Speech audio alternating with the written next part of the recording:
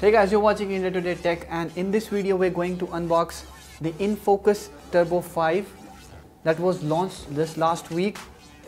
The Turbo 5 will be available exclusively via Amazon and it is priced at rupees 6,999, that is 7,000, and looks very similar to the Redmi 4 as you can see the photo on the box. But yes, the company has packed a 5000 mAh battery on the smartphone, which is quite huge for the size of the smartphone, that is 5 inches. The phone also comes with a fingerprint scanner, and let's take a look at the full specs of the smartphone and then we'll quickly unbox and take a quick look at the phone. Infocus Turbo 5 comes with a 5.2 inch display, that is an HD display, that is a 720p resolution, and then it has a 2.5D curved glass on top of the display. It comes with 2 GB of RAM and 16 GB of storage, while the chipset on the phone is a MediaTek MT6737, which is clocked at 1.3 GHz and very similar to the Moto C Plus and the Nokia 3 that we have seen recently. The phone comes with 3 GB of RAM and there are two variants of the smartphone, one with 16 GB and one with 32 GB. Okay, so let's take the phone out of the box. This is the Infocus Turbo 5.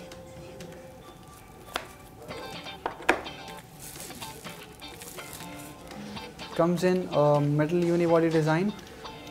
As you can see, it's not as heavy as I would expect a 5000 mAh phone to be, but it's also quite handy, being the 5.2 inch screen.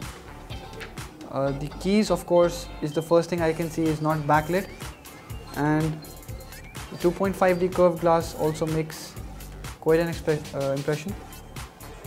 The phone will be available in two colors and both are gold, but there will be two different types of golds, that is pure gold and mocha gold.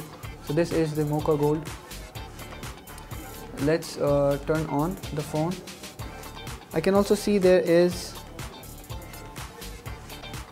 the SIM card slot on the left side, and the buttons are quite tactile, so very easy to press and they give a very good feedback. Let's take a look at the other contents of the box and we'll come back to the phone. Inside we get a quick start guide, which is quite small and gives you information how to set up the phone, charge the battery and install the SIM card. Then there is a frugally packed micro USB cable. So this doesn't look very good quality, but then there is a SIM ejector tool, there is a travel adapter, and let us check out the rating. Infocus doesn't mention that the phone comes with quick charge, and the charger has a 2 ampere of rating, so it could be charging the phone fast, but we could only let you know in our quick review or the full review of the phone. So that was all. Again, there are no earphones, I guess. Did I miss something? No? Okay. So there are no earphones again. Like Xiaomi, you don't get earphones on the Infocus Turbo 5. Okay. So we'll quickly set up the phone. In this price segment, there are very few phones that offer stock interface, and Infocus has been using stock interface on most of its phones, which is very light and very quick to use, of course. Infocus Turbo 5 has a 5.2 inch display that has a 720p or HD resolution.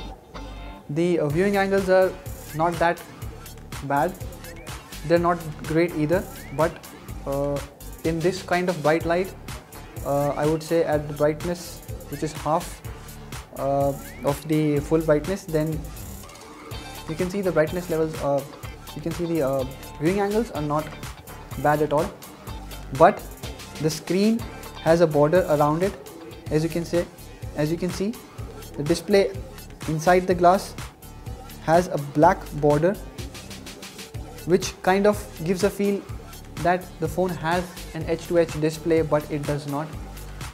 Of course, because of the black boundary that the screen has. So Infocus could have extended the body to this side and even the bezels at the bottom and the top side to hide that, but again and you would find that there are borders on the screen on most of its phones. Let's quickly check the ports around first. There is a micro USB for charging and connecting it to computer, and a mic. There appears to be no secondary mic for noise cancellation, which had to be around here. Then there is a 3.5mm jack at the top and a camera at the back with LED flash and a fingerprint sensor. The speakers are placed at the bottom on the back, and let's open up the SIM card tray to check how SIM cards would set up. So it's a covered tray with written face to screen, so you don't put it wrongly.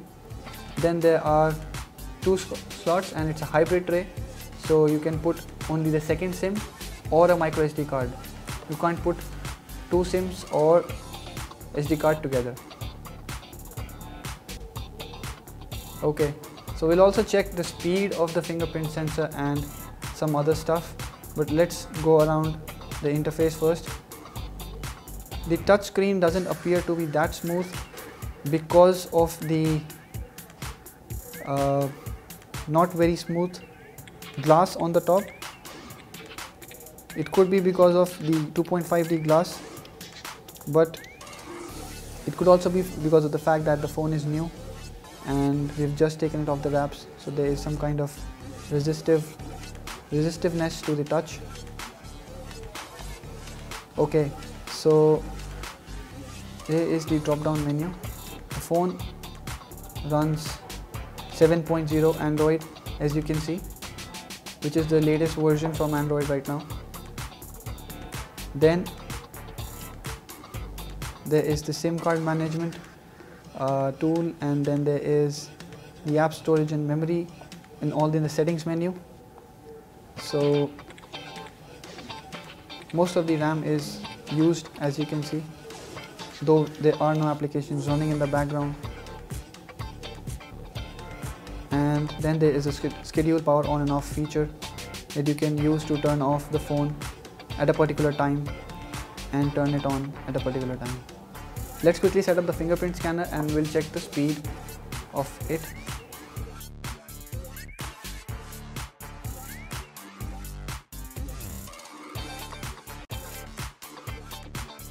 So we have set up the fingerprint, and it's quite hard to show because the fingerprint is at the back, and I'll be touching it to just see how fast the phone unlocks. So it's not very fast, as I'll try to show you. It takes a second to register and then show the display, which is comparable for a phone at this price, because many phones don't offer fingerprint sensor at all. So if you don't really need a fingerprint sensor, you may look at the Nokia 3, which is slightly pricier but has a probably more optimized software, and of course definitely a better touch experience. Now let's quickly check the camera quality of the smartphone.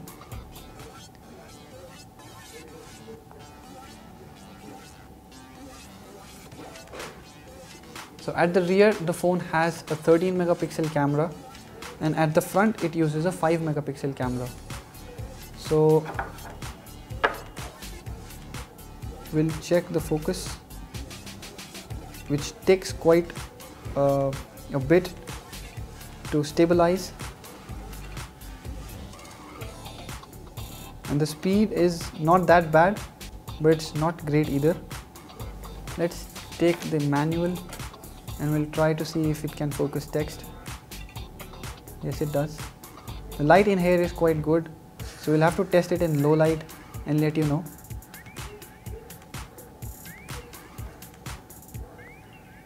In bright light it works quite well. The text capture is sharp, so the focus is quite sharp, but I'm expecting a little noise on the photos. Okay, now let's check the front camera. The 5 megapixel shooter. There is no front flash, but the device brightens the screen to probably take a better photo. And then there is a beauty mode that, like all other phones, would probably brighten my face. Okay. There is also panorama on the rear camera, and then there is the settings menu, which is quite an old style of displaying the settings. So the app itself is quite an old, taken from the older interface, rather even before than the Marshmallow. So it's not very user friendly, but then it's very basic, and Infocus has probably used it to keep the processing faster. So that was the Infocus Turbo 5, guys. We'll be checking its 5000 mAh battery's backup and how fast the phone performs given its MediaTek chipset, and we'll also let you know how was the experience overall in our full review. So don't miss that out on our website, and also subscribe to the channel if you have liked the video, and please share it. Thank you for watching.